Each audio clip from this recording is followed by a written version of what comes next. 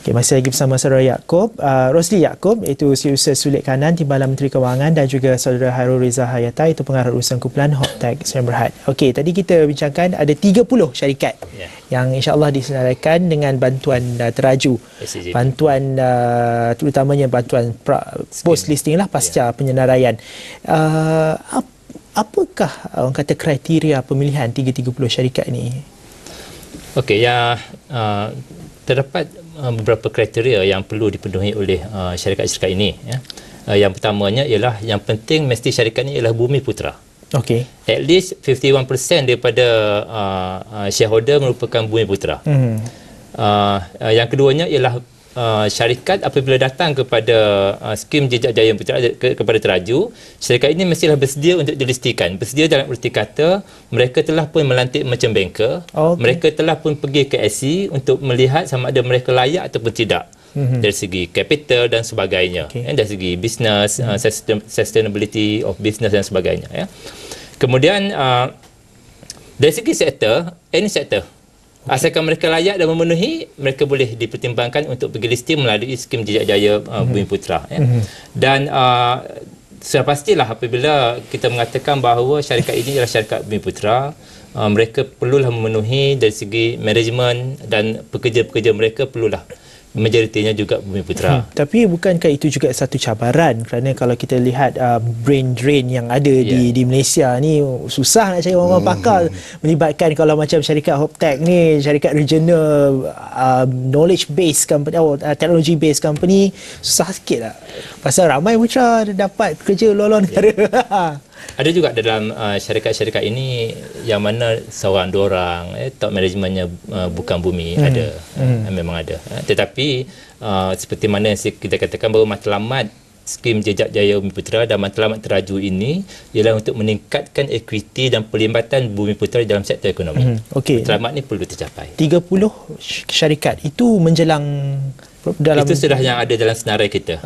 Dan akan disenaraikan sehingga tahun mereka apabila mereka layak saja, mereka akan disenaraikan. Ada plan tak tahun ini dan tahun depan? Tidak ada deadline. Misalnya kalau let's say ada satu company itu mungkin 3 tahun lagi layak, kita akan setia menunggu. Okey, dan setia menanti. dia apa, syarikat-syarikat itu dah ada dalam ni lah, dah ada dalam list kita. List kena pasti, kena pasti teraju. Bagaimana list ni pula? Adakah dari semasa ke semasa teraju akan terus mencari syarikat-syarikat SME berpotensi untuk disenaraikan? Ya, kita sentiasa mempelawa, sentiasa sekiranya menerima, sekiranya ada syarikat-syarikat Bumi Putra yang berminat untuk datang kepada kita, kita akan terima. Dan kita akan menilai. Kita memang di teraju, di skim Jejak Jaya Bumi Putra, kita memang ada kaki tangan yang akan melihat, akan menilai kelayakan masing-masing. Adakah dan kemudian teraju sebenarnya lebih bekerjasama lebih rapat dengan syarikat yang akan disenaraikan, ataupun lebih rapat kepada merchant banker ataupun investment banker yang lebih arif sebenarnya?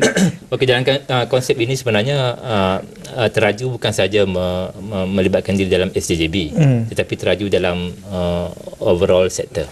Tetapi di dalam teraju ini ada skim Jejak Jaya Bumi Putra, dan skim ini yang akan membantu syarikat-syarikat Bumi Putra. Tetapi dalam erti kata yang lain, dalam teraju ini juga mereka membantu perkara-perkara yang lain, asalkan mengenai ekonomi Bumi Putra. Okey.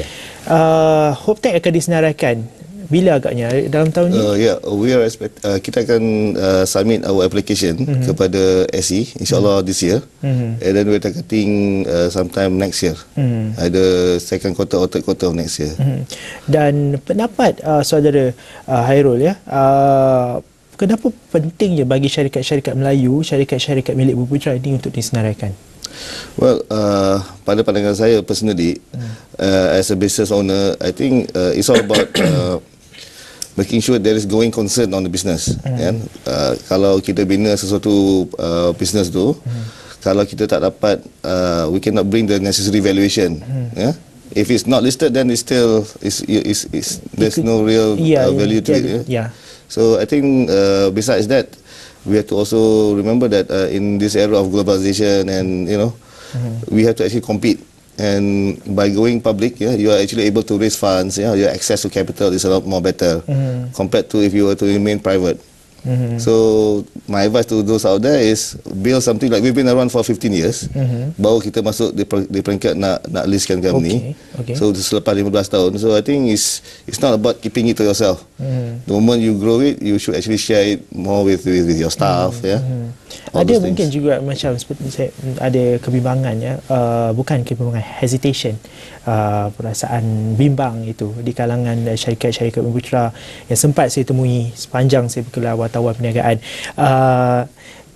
Tidak, memang kalau boleh tak nak masuk market, pasal kenapa perlu berhutang, kenapa perlu memberikan hak kepada orang lain. Tapi bagaimana agaknya kita nak mengubah persepsi itu dan memperbanyakkan syarikat-syarikat Malaysia, Bumi Putra di pasaran. I think if they look at what is out there, available data out there, you will not find companies who are able to grow globally if they do not raise capital, if they are not able to raise capital easily. So it's not about berhutang. It's all about making sure that you have got sufficient capital support when you need it for growth. Kalau tanpa growth, there is not going to be sustainability. So if any businesses you want to actually tak nak jadi jago kampung, of course we can always decide to just stay in Malaysia. Like in our case, we are in the Philippines, we are in Indonesia, we are also in Thailand and in India for the past 5 years. So we have always decided to stay back in Malaysia and not bother about the rest. But opportunities, there's a lot of opportunities, at least in our line of business. And HopTech merupakan syarikat penyedia teknologi untuk sistem pembayaran, sistem pembayaran elektronik. Kita specialize in what we call a revenue collection system for transport operators. Maksudnya sistem-sistem yang you nampak bila membuat pembayaran tol, di LRT, di bus, dan juga sistem pembayaran elektronik seperti Touch 'n Go. So we do those type of system not only in Malaysia, we supply also in other countries within the region.